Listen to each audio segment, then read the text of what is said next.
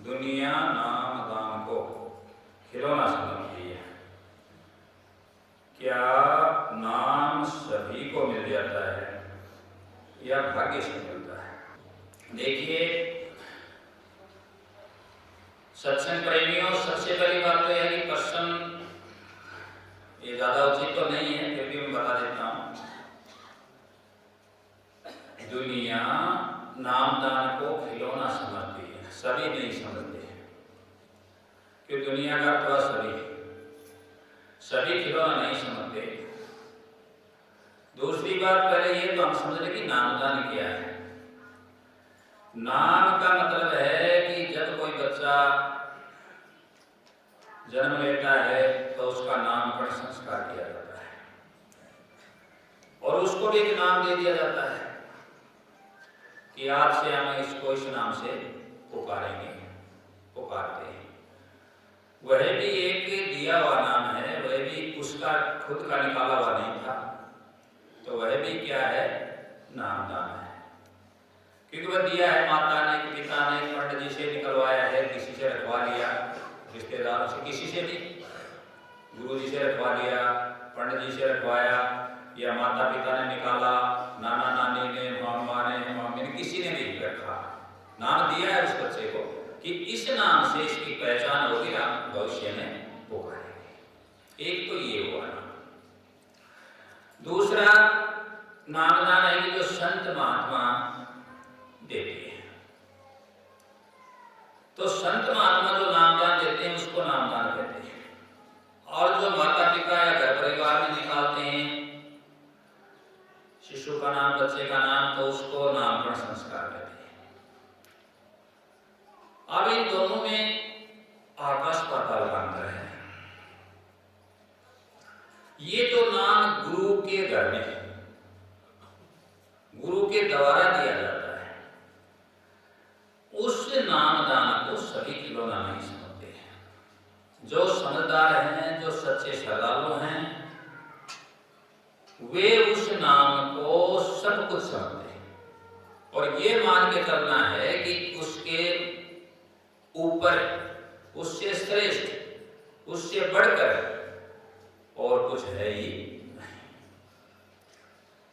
वो नामदान क्यों दिया जाता है? इसलिए दिया जाता है कि कोई छात्र, कोई भी बच्चा जाकर के पाठशाला में पढ़ने जाता है, उसका हम नाम लिखवाते हैं, एडमिशन करवाते हैं। अब जिस बच्चे का एडमिशन है उस बच्चे का रिकॉर्ड है, उसकी अटेंडेंस होगी, नहीं जाएगा तो अनुपस्थिति भी होगी, और कभी उसको अवकाश की आवश्यकता है तो वह प्रार्थना पत्र देगा, या किसी भी लीगल तरीके से छुट्टी लेगा, नहीं लेगा तो अब्सेंट लगेगी, और उसके पेरेंट्स को भी सूचित किया जाएगा संस्था की ओर से कि आपका बच्चा इतने दिन से अंदर से पाठशाला में नहीं आया। लेकिन एक बच्चा साथ में ऐसे बैठने जाता है, क्या उसका कहीं कोई लेखा जोखा होता है? क्या कोई उसका चर्चा जिक्र करता है? क्या उसको कोई प्रार्थना पत्र देने की जरूरत है? अब वो बच्चा जिसका नाम लिखा हुआ है, एडमिशन है, रेगुलर है, नियमित छात्र है, रेगुलरिटी है, वह बच्चा परीक्षा भी देगा, एग्जाम में बैठेगा, और एग्जाम में उसका जो भी रिजल्ट है उसके अनुसार वह अगली कक्षा में भी कर्मोन्नत होगा। लेकिन जिसका नाम नहीं, वह बच्चा 1 साल नहीं 10 साल तक भी बिना नाम जाता रहा तो न तो कहीं कर्मोन्नत होगा, न कोई अच्छी क्लास में जाएगा, न कोई उसकी परीक्षा भी, उसका कोई अता पता नहीं। इसी प्रकार जो भी जीव, जो भी रूह, जो भी सत्संगी जी, जो भी आत्मा गुरु के घर में जाकर के, सत्संग घर में जाकर के, सत्संग धाम में जाकर के, संतों की शरण में जाकर के कैसे भी प्रयास करके या भाग्य से, सौभाग्य से या अनायास या पूर्व जन्मों के संस्कार से कैसे भी यदि उसको नाम मिल जाता है तो उसका रिकॉर्ड हुआ ना,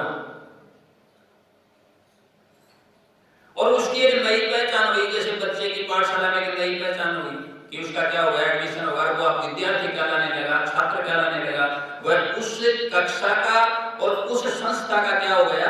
विद्यार्थी हुआ। पहचान होगी ना अलग से, विद्यार्थी है, स्टूडेंट है, छात्र है। इसी प्रकार जो सत्संगी जो सत्संग में जाता है, नामदान ले लिया तो उसकी एक अलग पहचान हुई, उसका रिकॉर्ड हुआ, लेखा जोखा हुआ।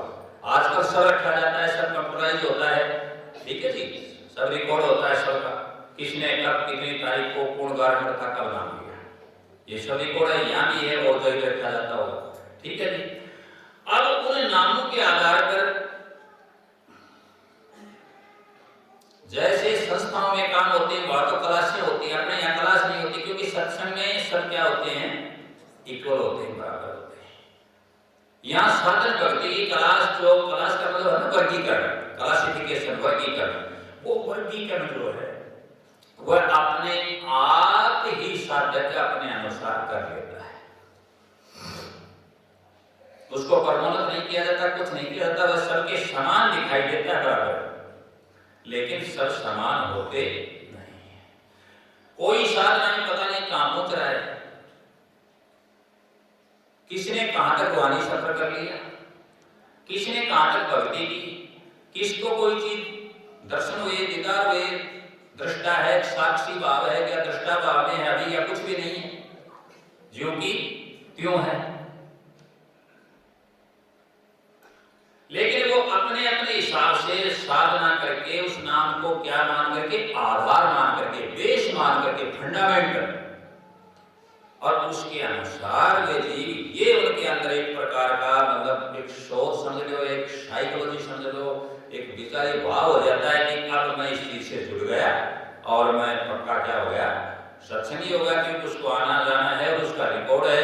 और जो संत सतगुरु यदि कोई है सच्चा, तो वह जब भी उनको टाइम मिले, 2 टाइम 3 टाइम या तब उन जीवों के लिए कि जिन्होंने नामदान लिया है, जो सत्संगी जीव हैं, हे दाता वे मैंने आपकी तरफ किए, आपकी ही प्रेरणा से मेरे पास आए थे और मैंने उनको इधर मोड़ करके दोनों हाथ उलीचिए, यही सयानो काम, उनको वापिस तेरी तरफ कर दिया। गुरु गोविंद दोनों खड़े काटे लागू, आज बलिहारी गुरु आपने गोविंद दियो, परमात्मा की ओर कर दिया कि आप इस नाम का स्मरण करो, इस प्रकार से, इस विधि से, इस तरीके से, और ये हमारा अनुभव है, ये हमारा तजुर्बा है, ये आप लीजिए और मालिक का नाम भी लीजिए। तो उसकी तरफ कर दिया उसी को। अब जीव का जो रुख था, जो रुझान था, जो डायरेक्शन थी, भाव था, वो किधर हो गया? परमात्मा की ओर हो गया।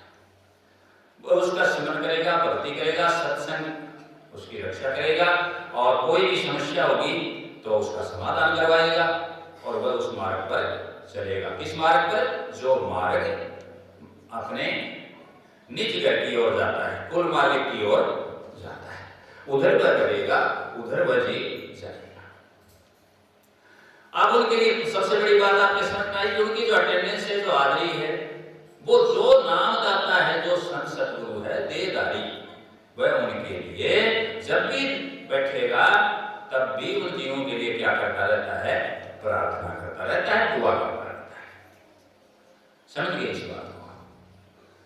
और इसीलिए उनकी संभाल होती है कि अमुक व्यक्ति सत्संग करो, सत्संग, ये सत्संग करने की बात की जाती है कि सत्संग लगाओ, नाम चर्चा करो जगह जगह। उसका अर्थ क्या होता है? उसका अर्थ ये होता है कि जीवों की क्या होती रहे? संभाल होती रहे, बोल नहीं जाए, क्योंकि काल का जोर बहुत जबरदस्त है, माया बड़ी बलवान है, पलक पलक पर भड़काती भरमाती रहती है, पता नहीं कौन कहां डिग जाए। इसलिए जरूरी है कि जगह जगह बार बार क्या करते रहो? नाम चर्चा करते रहो, सिमरण करते रहो, सत्संग करते रहो, कीर्तन करते रहो, जिससे आप भटकेंगे नहीं, काल का जोर नहीं चलेगा, क्योंकि जागृत कर रहा है। गुरु की सबसे बड़ी ड्यूटी है, क्या ड्यूटी है? जीव किसी को सुलाने के लिए नहीं आता, किसी भी जीव को सुलाने के लिए सतगुरु संत सतगुरु नहीं आते, मगर गुरु किसी को सुलाने के लिए नहीं आता, किसी भी जीव को। कि किसी जीव को सुलाने के लिए सतगुरु आया, कोई संत आया, वे सो आराम करो, रेस्ट करो, ये जग मीठा अगला किसने ना। वो कहेगा आज ही कर लो, अभी कर लो, बजो, जागो जागो जागो जागो रे दिन जागरण, अब जागरण की बार, फिर क्या जागे नाम का, जब सो जाए पांव फिर क्या। तो गुरु की पहली ड्यूटी समझ लो, जो सत्य का ज्ञान देता है तो वह सतगुरु कहलाता है, ठीक है ना। उसके क्या लगा दिया जाता है, सत्य। तो सत्य ज्ञान देने वाला जो संत सतगुरु है देवधारी, सत्संग प्रेमियों पुण्यात्माओं, उसकी ड्यूटी है जीवों को जगाने की, नहीं कि सुलाने की। जीवों को माया दे दी, किसी प्रकार के प्रलोभन में फंसा दिया, लालच में फंसा दिया, तुम्हारे बेटा हो जाएगा, तुम नौकरी लग जाओगे, तुम्हारा ये हो जाएगा, वह हो जाएगा, ये सुलाने का काम है सब। ये तमाम कार्य किसके हुए, सुलाने के। ये जगाने का नहीं है। जगाने का जब है कि जब टीस लगी रहे, फटक लगी रहे, जीव का ध्यान प्रभु की ओर रहे, वह याद करता रहे, और सुख में कोई याद नहीं करता।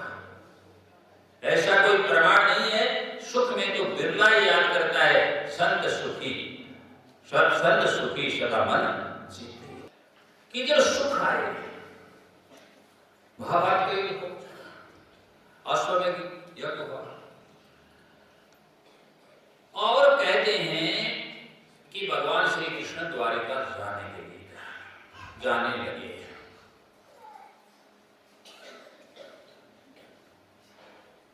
तो कुंती कहते हैं उनकी बुआ जी थी, कुंती ने मारा और कहा कि कहां जा रहे हो।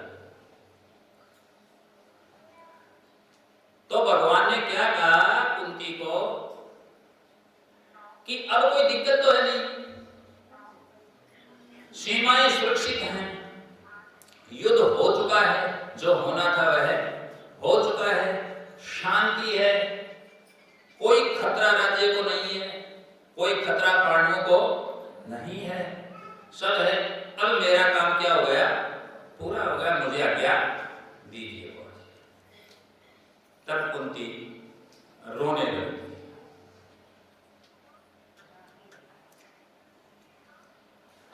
बड़ा दुख होता है कि सुख आया तो प्रभु, समझ में आया, इस बात को समझें सत्संग के, क्योंकि याद आप करते दुख में, उसने जो होता कि सुख में तो हम सब कुछ भूल ही जाएंगे, क्योंकि साहिब ने फरमाया है कि दुख में सिमरन सुख में करे ना होए। जो सुख में सिमरन करे तो दुख काहे को, दुख होगा। सुख में सिमरन किया नहीं और दुख में किया याद। कहे कबीर ता भगत की, अब कौन सुने हरिया।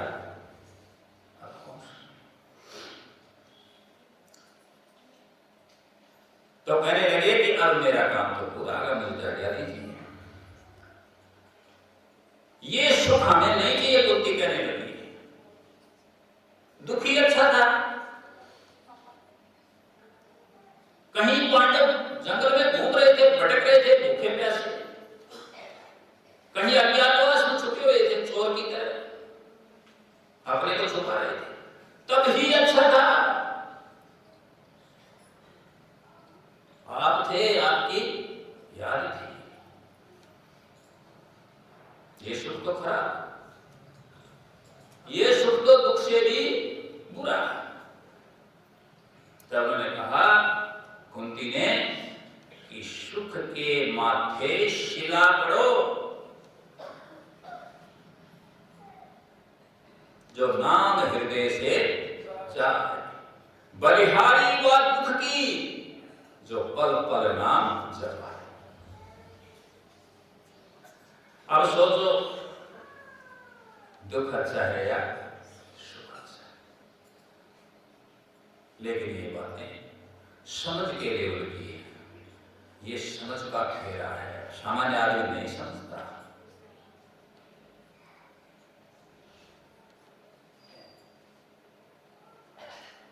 बहुत ऊंचे लेवल की बातें हैं, और ये समझने से, ये ज्ञान होने से हमारे ख्याल से दुख क्या हो जाता है, विदा हो जाता है।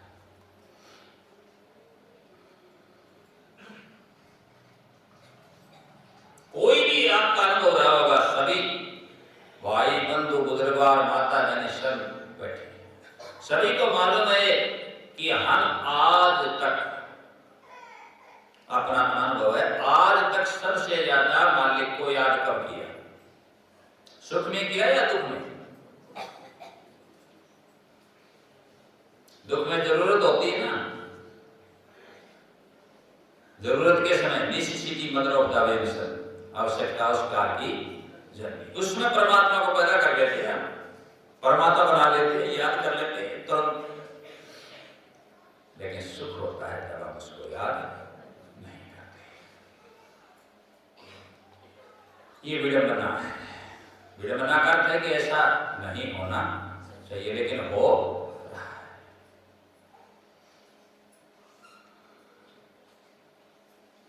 तो पहला प्रश्न कि नामदान, नामदान के लिए मैंने विस्तृत रूप से बताया है आपको कि नाम बहुत ही जरूरी है।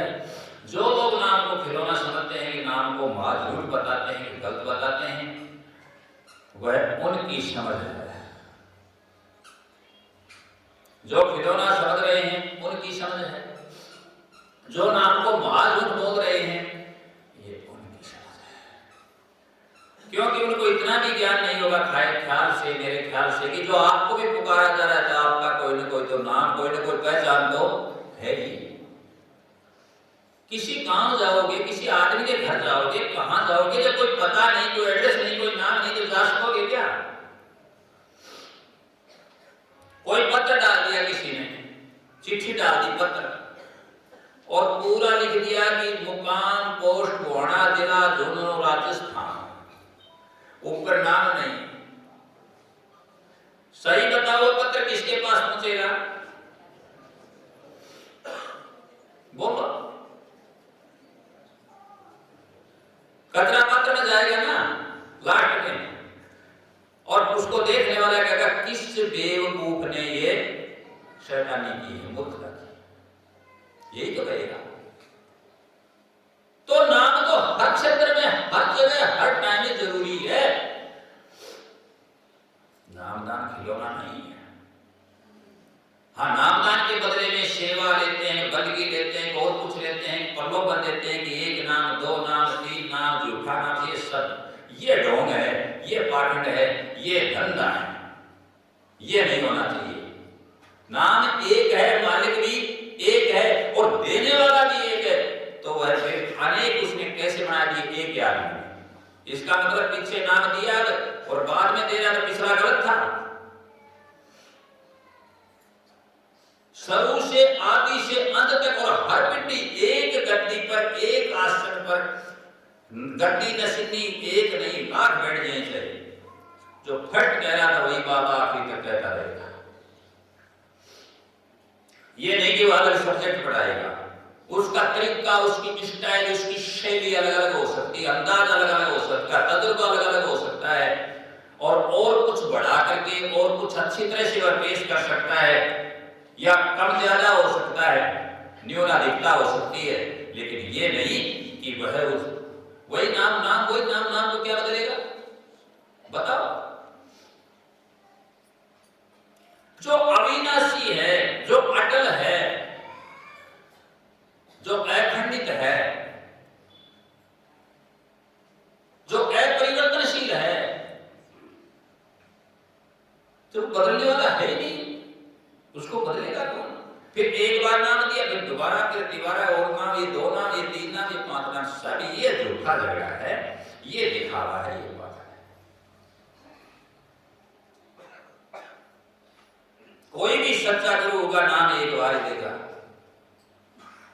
और वही नाम देगा तो कितने को दे, वो अपने अनुभव से अपना प्रकट करके देगा, वो अपने हिसाब से दे सकता है, सरल करके दे सकता है, लेकिन नाम उसमें केंद्र में चीज है वही रहेगी मूल।